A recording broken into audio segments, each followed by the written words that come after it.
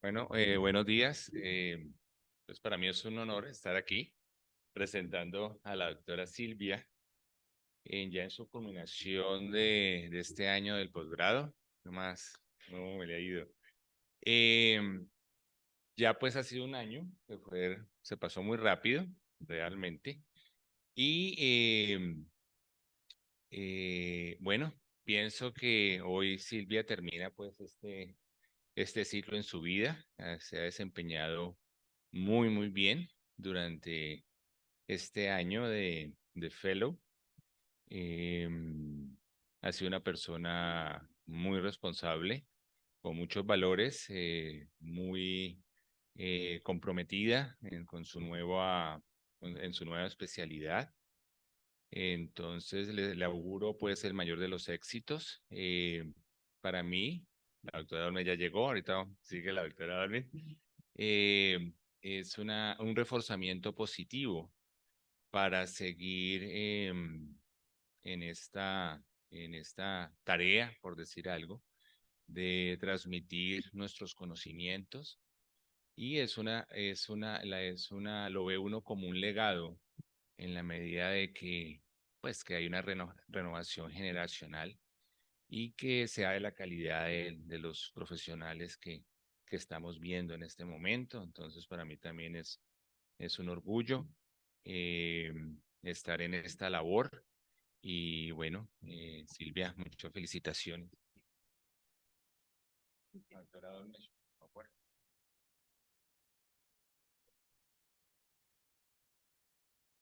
Bueno, bueno, muy buenos días a todos. Muchas gracias por venir.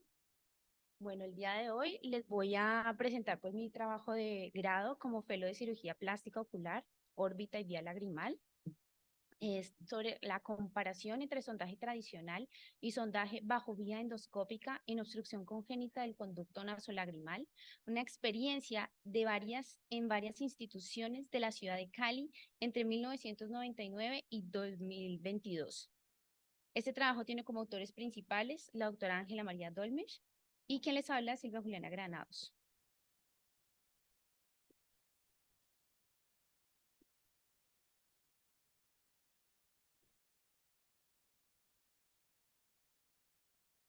Declaramos no tener ningún conflicto de interés, los autores del estudio. Bueno, la obstrucción congénita del conducto nasolagrimal es la principal causa de lagrimeo en la población pediátrica. Entre el 5 y el 20% de los recién nacidos se presenta más frecuente a nivel unilateral entre el 69 y el 80% y en prematuros, hombres y mujeres con igual afectación. Tiene una tasa de resolución espontánea al cumplir el año de edad del 96%, lo que lleva a unas intervenciones invasivas aproximadamente del 4%. Recordar un poquito de anatomía para los residentes. La vía lagrimal inicia en los puntos lagrimales ubicados medialmente en el margen de los párpados, rodeados por una ampolla y están invertidos ligeramente. Esto se continúa con los canalículos lagrimales, donde tiene dos porciones, una porción vertical que mide aproximadamente 2 milímetros y una porción horizontal que mide aproximadamente 6 a 4 milímetros. Estos llegan a formar un canalículo común. El canalículo común termina en el saco lagrimal. El saco lagrimal tiene un fondo y un cuerpo donde mide aproximadamente entre 8 y 10 milímetros. Este se continúa para formar el conducto nasolagrimal que mide aproximadamente de 12 a 18 milímetros, donde este tiene una porción intraósea y también tiene una porción de tejido blando meamatal que llega hasta el meato inferior. En cuanto a la embriología de la vía lagrimal, es importante que el sistema de drenaje nasolagrimal se desarrolla a partir de una invaginación del ectodermo superficial, desde el proceso nasal lateral y el proceso maxilar, formando más o menos alrededor de la quinta semana de gestación un surco nasolagrimal entre el canto medial y el canto medial primitivo y la nariz. Ya aproximadamente de la semana 12 de gestación, este surco ya formado empieza a crecer hacia el párpado e inferiormente hacia el cornete inferior. La canalización ya de este conducto comienza alrededor de la 8ª semana de gestación e inicia desde el saco lagrimal, luego va a los canalículos y termina en el conducto nasolagrimal. Y este se continúa hasta el nacimiento. En cuanto a las manifestaciones clínicas de esta patología, el síntoma cardinal es el lagrimeo persistente. Lo que podemos observar en la primera fotografía de esta niña es que al practicar el test de fluoresceína, en el que se evalúa la desaparición o la retención de este colorante en ambos ojos en un periodo de 5 minutos, es la persistencia de este tinte en esta fotografía. O también se puede evaluar la desaparición asimétrica, una entre ambos ojos, y lo que sugiere que hay una obstrucción del flujo de salida de la vía lagrimal.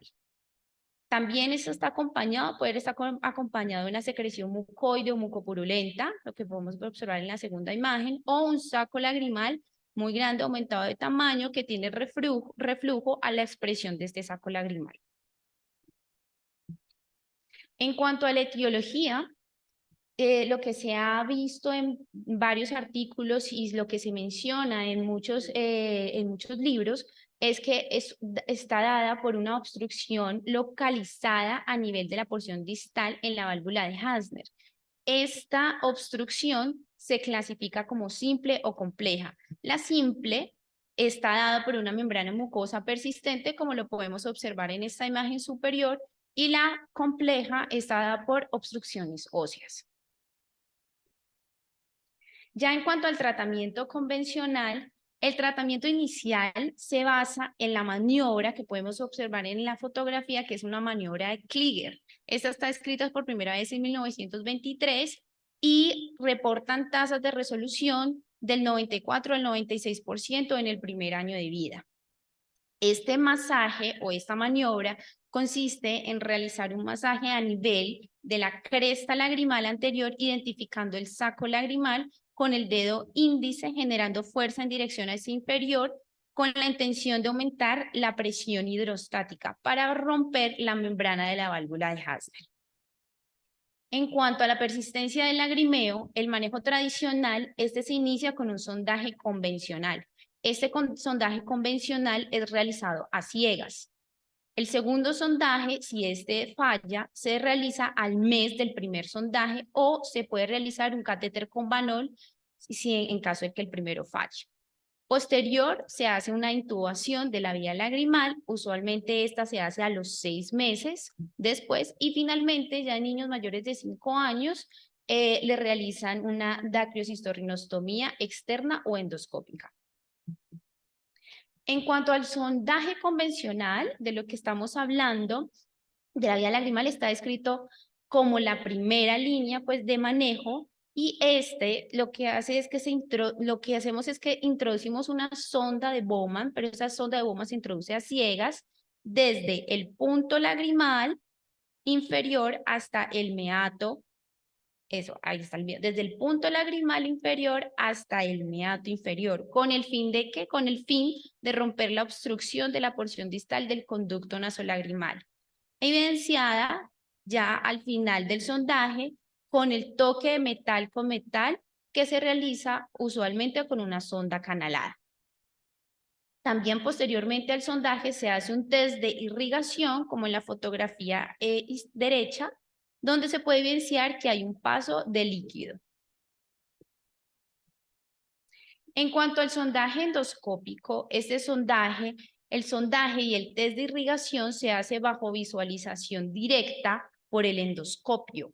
En la primera imagen es una vista endoscópica de la cavidad nasal de un lado izquierdo, donde podemos observar ya un cornete inferior ya elevado, superior un cornete medio, un septo y lateralmente una válvula de Hasner, donde podemos encontrar una anomalía, en este caso un pseudoquista, una dilatación quística que está obstruyendo la válvula de Hasner.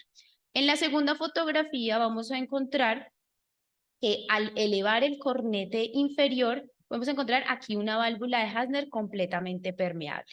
Y ya en las fotografías inferiores es cuando se realiza el test de irrigación, en la inferior también hay una anomalía, un pseudoquiste que se presenta al hacer una presión con la irrigación, pero al hacer la irrigación, pues podemos ver que pasa pues la fluoresceína.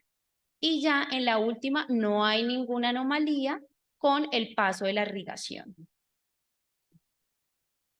En cuanto al uso del endoscopio en la cirugía de la vía lagrimal, ha sido posible visualizar estas estructuras a nivel del meato inferior y la válvula de Hasner, encontrando otras causas de obstrucción a nivel de la válvula de Hasner ya mencionado previamente, aparte pues de la membranosa. Podemos observar o lo hemos encontrado anomalías a nivel de la válvula de Hasner como flaps, pseudoquistes o anomalías a nivel de los cornetes. Como por ejemplo, en este video podemos observar el paso de la sonda a través de una obstrucción tipo flap que está ocluyendo la válvula de Hasner. En este otro, al elevar el cornete inferior, se aprecia una dilatación quística, donde se evidencia ahí al paso de la sonda hay una pequeña perforación en la mucosa que está gruesa. Podemos evidenciar la salida de la sonda. Se hace una disección, una sección del quiste, secreción y se hace resección completa del pseudoquiste. La sonda se mueve libremente y finalizamos con un test de irrigación que entra en la cavidad nasal sin obstrucción. En esta otra anomalía se presenta un pseudoquiste, ya lo vamos a observar, al hacer presión con la jeringa.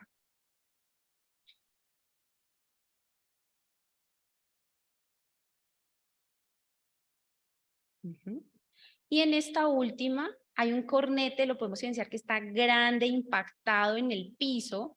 Este se eleva con un elevador de Fried, se fractura y se observa una válvula de Hasner permeable al test de irrigación.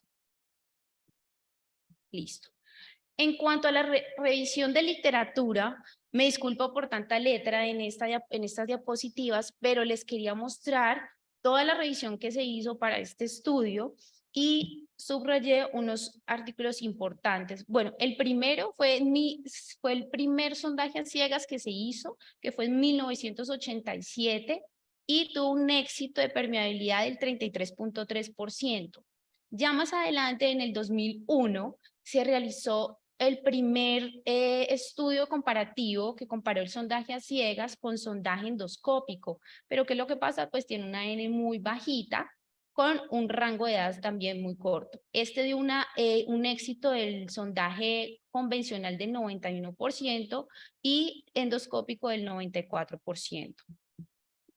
Otros estudios más adelante, sondaje endoscópico en el 2010, donde este nos muestra un éxito del 97%. Este es el estudio que se ha hecho con más de los anteriores, con más como números de casos.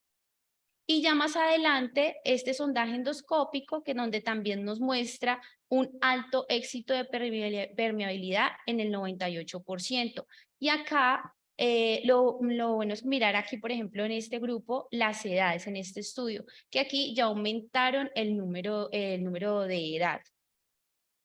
Posteriormente podemos observar el último que está subrayado, un sondaje a ciegas, un estudio con sondaje a ciegas realizado en el 2014, donde este sondaje evalúa 118 pacientes de 4 a 48 meses y lo que evalúa es la efectividad o el éxito según el rango de edad, donde los resultados de este estudio fue el 100% de 4 a 6 meses y 94% del 7 a 12 meses.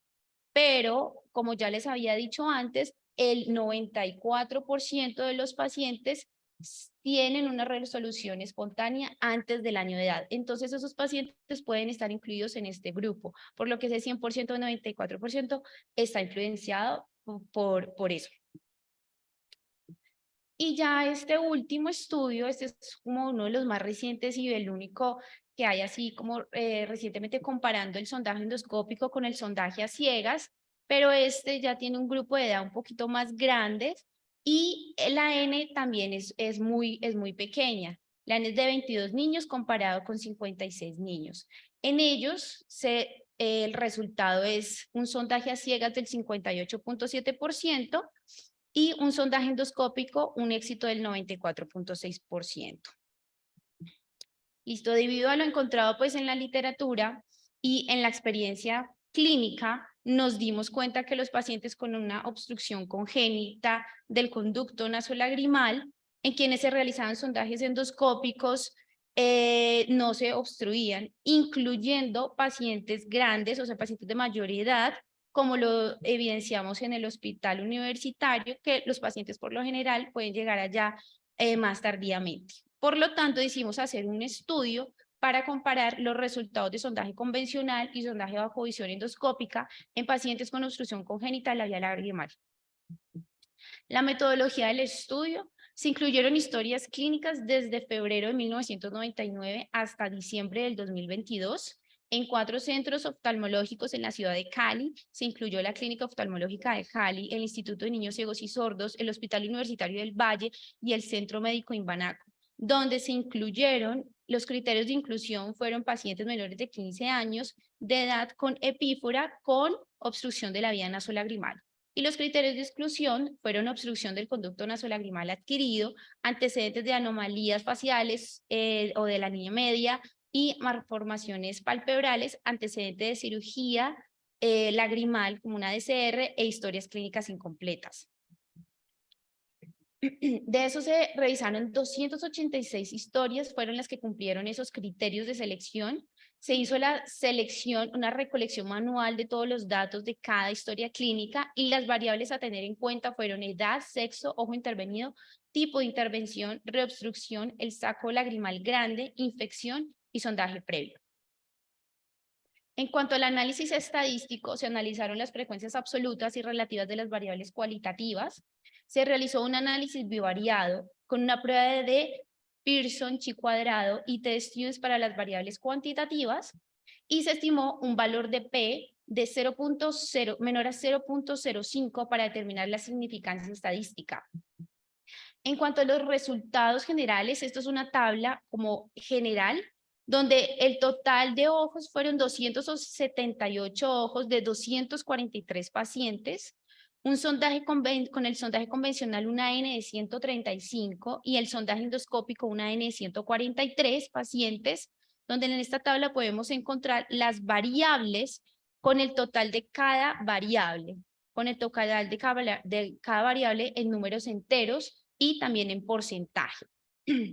Aquí a grandes, pues como rasgos, podemos evidenciar que el sexo, la mayoría fueron niños, un 81, 60%, 63.64%, pero pues no fue muy grande.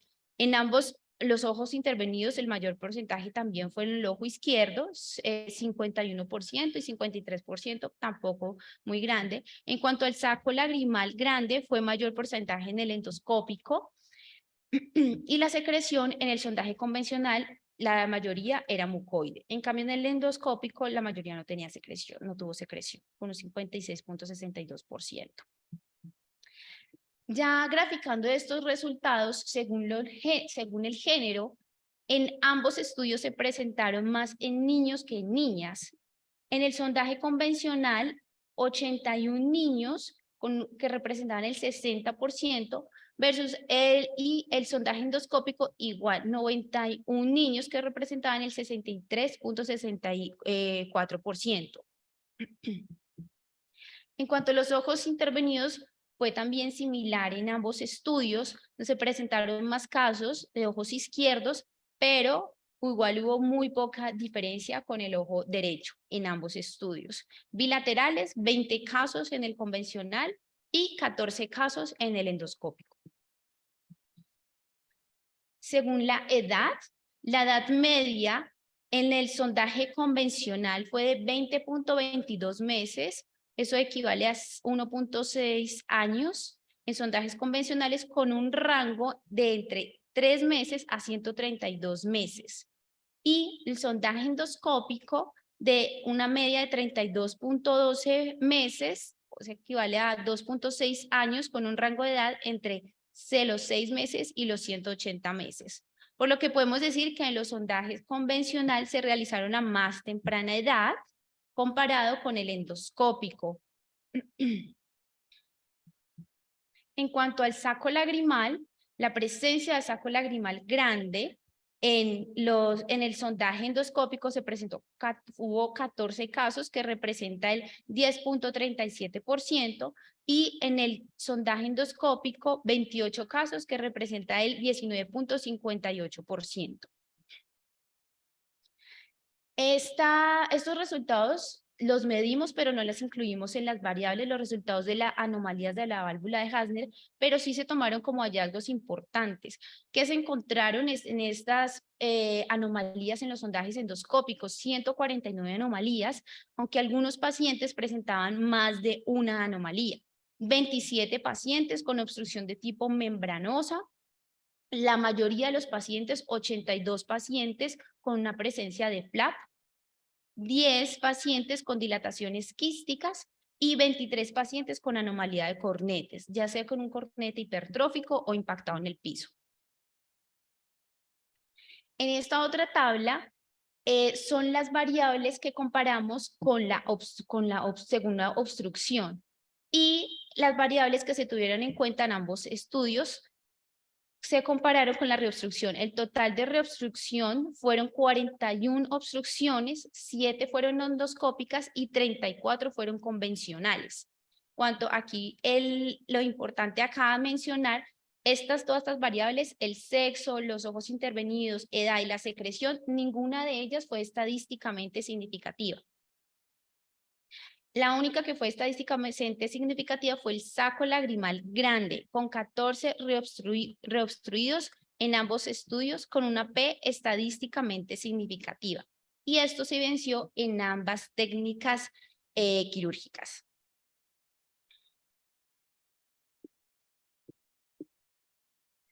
Como resultado final del estudio, y pues uno de los el más importante, se evaluaron en cuanto al sondaje convencional, 101 pacientes fueron permeables, lo que representa el 75% de éxito del sondaje convencional y una obstrucción del 34 pacientes, un porcentaje de 25% de obstrucción, versus el sondaje endoscópico con una permeabilidad de 136 pacientes, que representa un porcentaje del 95% de éxito, y una obstrucción de 7 pacientes representando el 5%.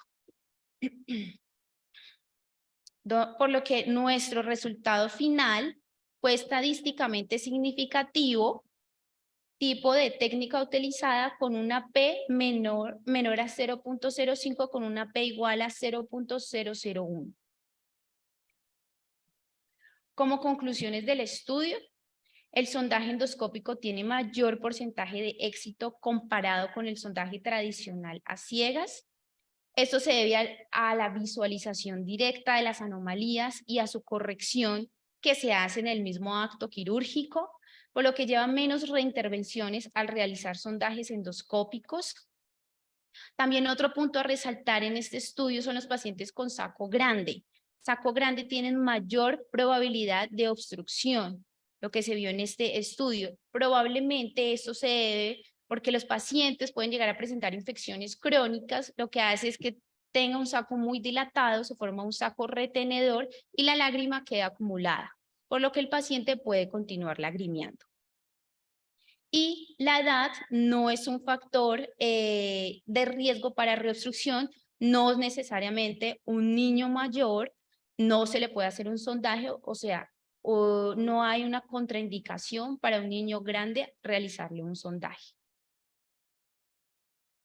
Agradecimientos, agradezco a todas las personas que contribuyeron y hicieron parte de este estudio, a mis mentores, la doctora Dolmesh, a la doctora Ana María Guzmán y al doctor Marco Gallón, que fueron mis mentores,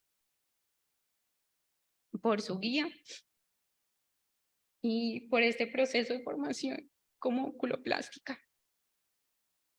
A mi familia que me acompaña por el apoyo incondicional y obviamente a los demás oftalmólogos, a los oftalmólogos pediatras, en médico general, por la colaboración con la recolección de la historia clínica y el acceso a los datos y a los recursos necesarios. Gracias.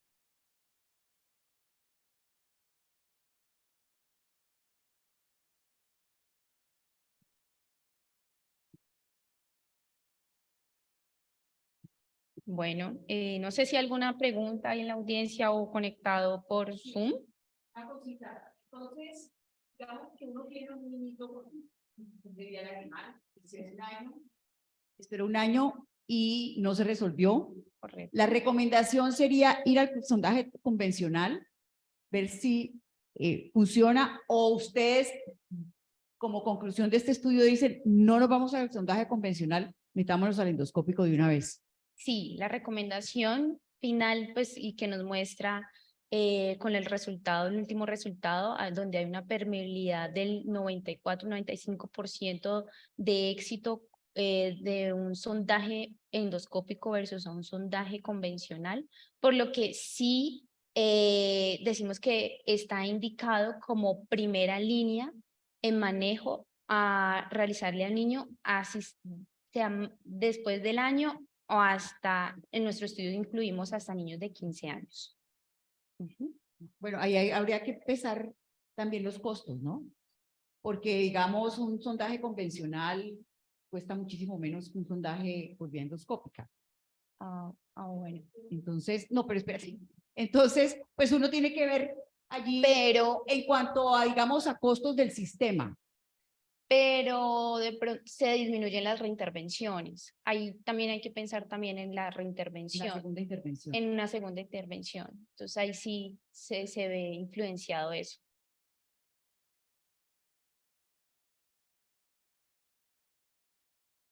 Sí, no, la verdad es que sí recomendamos con los resultados del estudio que se haga el sondaje endoscópico de primera línea, o sea, de entrada, no hacer un sondaje a ciegas, porque uno en un sondaje endoscópico está viendo exactamente lo que está pasando.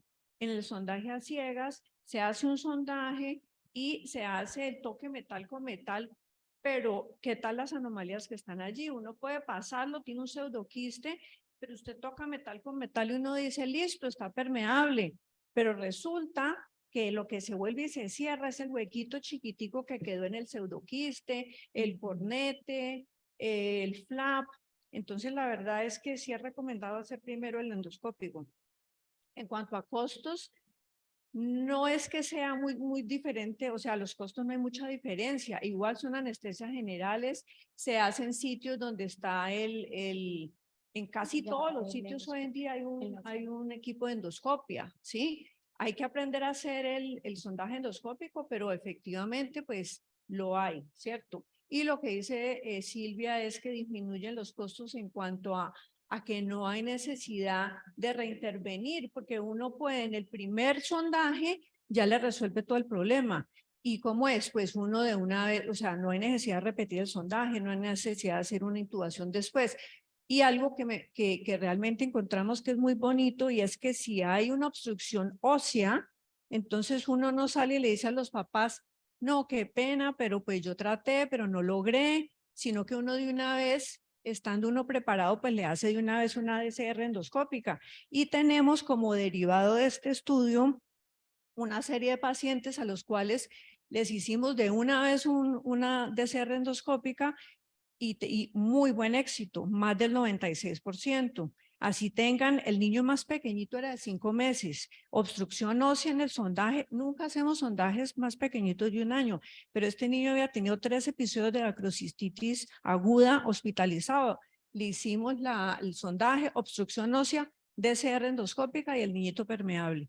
Entonces, si uno en un solo procedimiento anestésico le puede resolver el problema, entonces, pues esa es como nuestra sugerencia o recomendación a raíz de este estudio, que le quiero decir a Silvia y públicamente, este es un estudio que llevamos pues desde el 99 recolectando los datos, y muchas gracias pues a todos los que contribuyeron, y la doctora Ana María, que también la recolección de datos para esto fue algo masivo, días, noches, fines de semana, festivos, llamadas telefónicas, hemos llamado a toda esa cantidad de pacientes porque muchos no vuelven. Entonces, de verdad que la felicito porque es un estudio monumental, diría yo. Y pensamos que es único pues en su género, así como vimos en la literatura. Este es un estudio que creo que va a trascender, lo vamos a llevar este año a las OPRES y pues vamos a ver si no lo publican, pero sí es un estudio que es realmente importante. Y yo llevo pues con este cuento años, no todos los residentes saben que yo ando con este cuento y dele con el cuento, y todo el mundo ya está cansado de oírme pues, no, otra vez la DCR endoscópica, otra vez los sondajes endoscópicos, pero yo creo que es algo que sí puede mejorar la calidad de vida de los niños. Sí, pues es muy importante pues establecer que realmente está la técnica, que es pues como indicación de primera elección para el manejo, pero hay que tener en cuenta que en el país de pronto la doctora Dolmes y si acaso uno o dos más están capacitados para hacer este tipo de procedimiento. Entonces, desde el, desde el punto de vista no sé, si ya lo enfocamos desde el punto de vista social o de oportunidad, muchos de estos pacientes, los primeros lo tienen los oftalmólogos pediatras. Entonces, después de que se le da la oportunidad, yo sé, o sea, es una sola anestésito, lo que tú dices es totalmente cierto. Es como determinar, y este estudio es muy valioso para decir, mire, lo ideal es esto, ¿sí? Pero en la práctica es muy difícil que el acceso de no sé cuánta población será, pues a nivel de la región, pues no nos vamos al país, sino de la región, cuántos niñitos, o sea, en porcentaje, podrían tener acceso a este manejo que es el ideal y que realmente lo has probado y lo has visualizado. Y esto tiene un valor pues importantísimo a nivel, yo creo que no solamente nacional, sino mundial, de decir, mire, si usted tiene esta posibilidad, esto es lo que hay que hacer. ¿Sí me entiendes? Pero esta sería la parte de como salud pública, pues de abordar el problema. Pero mira, Marco, que realmente no es tan complicado. O sea, la cuestión es la siguiente. ¿Debe ser remitido un oculoplástico? Sí, que sepa manejar el endoscopio, que hoy en día es como la diferencia entre una FACO y una externa. Entonces, pues todos los oculoplásticos deben aprender a manejar un endoscopio. Sí, Silvia lo maneja muy bien, Ana María, todos los fellows que han salido de aquí. Y ya en casi todos los programas de fellow de oculoplástica tienen que aprender a usar el endoscopio. Y no es difícil levantar el cornete inferior uno mirando, es que es hasta más fácil que hacer un sondaje a ciegas, pienso yo. Levante el cornete y ahí está a 2 centímetros de la entrada de la nariz, y luego simplemente, es que hasta es el mismo endoscopio, 4 milímetros, no es difícil, de verdad, Ana María, ¿sí o no que sí se puede? Entonces yo pienso que es como cuestión de hacer la cultura de remitir al oculoplástico, me parece pues a mí. De allí la importancia de la formación de oculoplásticos, porque el cuello de botella es los oculoplásticos para recibir toda la consulta que está represada de las EPS y no digamos de las prepagadas, también hay muy pocos oculoplásticos, entonces de ahí la importancia de que seguir formando fellows en oculoplástica para que haya personal internado a hacer este tipo de procedimientos. Bueno, yo quería hablar del tema, pero primero felicitar a Silvia, decirle que pues lo que conocí de ti es que eres una persona muy organizada, muy académica, con sentido humano, puntualidad, o sea, realmente te felicito y te auguro muchísimos éxitos. y cuenta conmigo para lo Gracias. que, para lo que poquitico que te pueda ayudar Claro o lo mucho que un para ti montón, sea. un montón. Bueno, y respecto al tema, bueno, yo he estado en varias instituciones y lo que he visto es que los niños a veces ni siquiera son manejados por el oftalmólogo pediatra, sino que oftalmología hace los sondajes, o sea, un oftalmólogo pediatra puede hacer en su jornada quirúrgica 1 o 2 todas las semanas, pero un oftalmólogo pues hace cataratas de adulto, hace terijos, entonces pues digamos la frecuencia del oftalmólogo en hacer un sondaje a ciegas, pienso yo que debe ser baja. Entonces cuando hacen un sondaje y hacen una falsa ruta digamos hay lesiones de la vía lagrimal, lo que he visto es que esos niños pasan por un sondaje y con ese mismo oftalmólogo pasan por un segundo sondaje a ciegas. Luego, entonces, cuando ya llega a la consulta del oculoplástico, es un paciente que ya realmente se ha generado complicaciones en su calidad de vida. Es un niño que la mamá en el nivel cultural y todo eso ha venido con ese niño en en gincanas de un sitio a otro, pasando.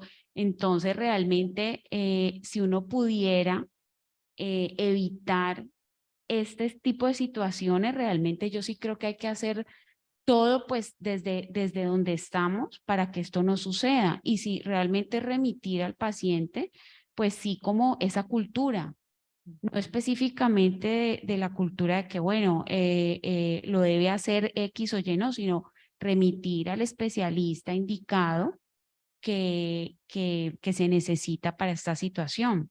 Lo que he visto es que si están en las instituciones de segundo nivel, de los equipos endoscópicos sí están, pero como el volumen de paciente no es grande, entonces realmente no se le ha visto el interés a aprender la técnica, porque lo que dice la doctora, o sea, están los equipos, está la persona, pero de pronto el profesional pues no ve como esa necesidad de hacerlo, pero sí creo que los esfuerzos en intentar capacitarse y entrenarse deben estar por las complicaciones que se generan. Gracias, muchas gracias. El doctor Castro levantó la mano. ¿Cómo? Perdón, disculpa. Sí, muchas gracias. Realmente muy bueno, como estamos viendo, pues generar datos propios, generar conocimiento propio. Y no hay duda que este va a ser un aporte de nuestro local al conocimiento de esta patología. Yo quiero destacar que sin los programas de educación, pues este tipo de cosas es muy difícil. Ya lo dijo Ángela, cuántas horas se metió Silvia y cuánto esfuerzo le metió, y todos los que hemos hecho trabajos o hemos visto hacer trabajos, sabemos del enorme esfuerzo que significa revisar la experiencia. Uno puede tener, y yo estoy seguro que Ángela tenía la convicción basado en su experiencia, en lo que uno va acumulando en la mente, de que era mejor, pero demostrarlo con cifras y datos es otro cuento. Le da un valor pues muy grande al logro. En cuanto a costos, pues yo sí creo que podrían, como un derivado de este estudio, hacer un calculito, ¿sí? No creo que sea muy complejo, porque uno calcula cuánto vale entrar un niño a cirugía y el tiempo quirúrgico, y simplemente le agrega el porcentaje de uso de la endoscopia. Y es obvio que entre más se disemina el procedimiento, pues más baja el costo por uso individual. pero uno podría partir de un determinado uso y un costo del uso del endoscopio. Y eso compararlo contra la disminución de las reoperaciones, el costo de las reoperaciones. Entonces, poder demostrar, sin lugar a dudas, de que eso es lo que se debe hacer. Y entonces promover si esto es lo que se debe hacer y esto es lo más costo eficiente, además, pues todo el mundo debería remitir y debería concentrarse el sondaje en los expertos que lo saben hacer bien hecho. Y yo creo que esa es la evolución en casi todo lo que hacemos, ¿no? Cada que hay una innovación, un avance, pues uno tiene que no solo demostrar que el avance es real, sino que termina siendo costo eficiente y que en la medida en que se disemine y se haga mucho, pues el costo se rebaja y se beneficia enormemente la comunidad. Mil gracias, Silvia. Excelente presentación y trabajo. Muchas gracias, doctor. Claro que sí, la idea es llegar a más gente y publicar obviamente este estudio. Si alguno tiene alguna otra pregunta o en el chat. ¿Alguien tiene preguntas en el chat? No, no, doctora. Ah, listo.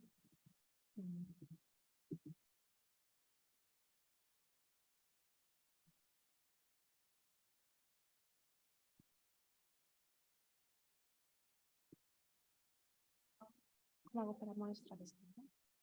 Sí.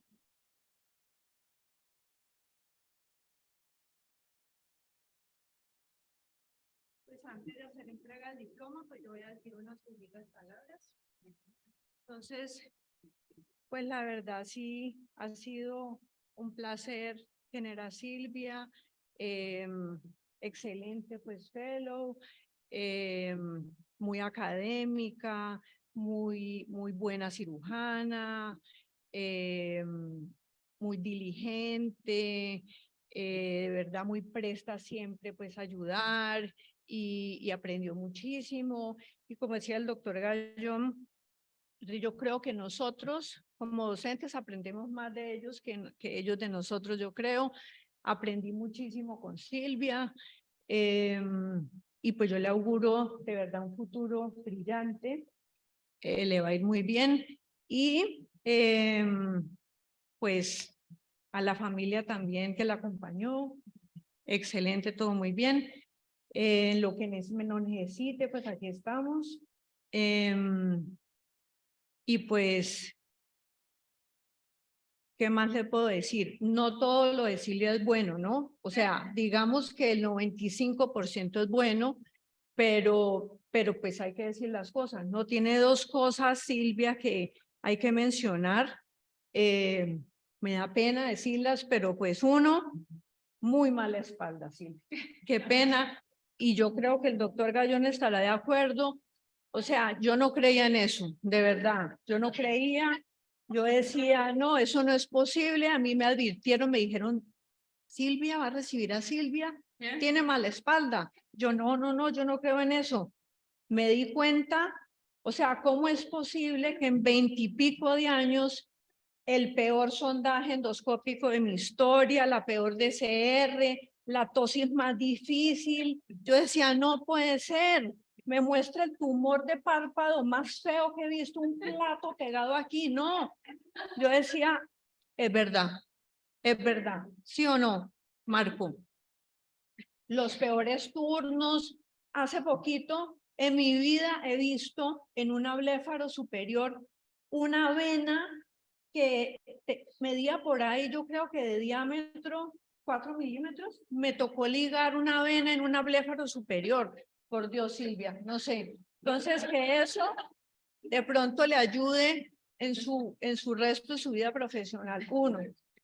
Y dos, que también me da pena decirlo, su novio Francisco es del América. Qué pena, pero bueno, eso lo aprendí a tolerar todo el año, todos los saludes cuando perdí el Cali. No, pero bueno. Entonces, Silvia. Felicitaciones.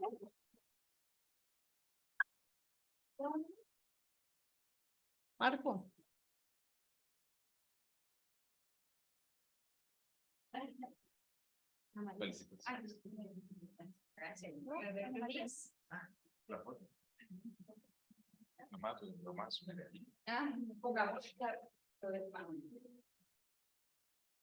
El fondo de pantalla que tiene la charla.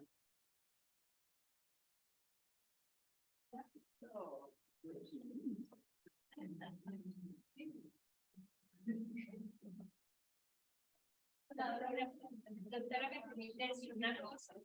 Muchas gracias. En nombre de la familia, pero me atrevo a decir que fue una gran bendición que usted le haya tocado esa espalda de mi Silvia, porque fue para definitivamente ver esa profesionalidad y esa capacidad suya de haberla tenido como pintora y profesora. Así que fue un reto para usted. Muchas gracias.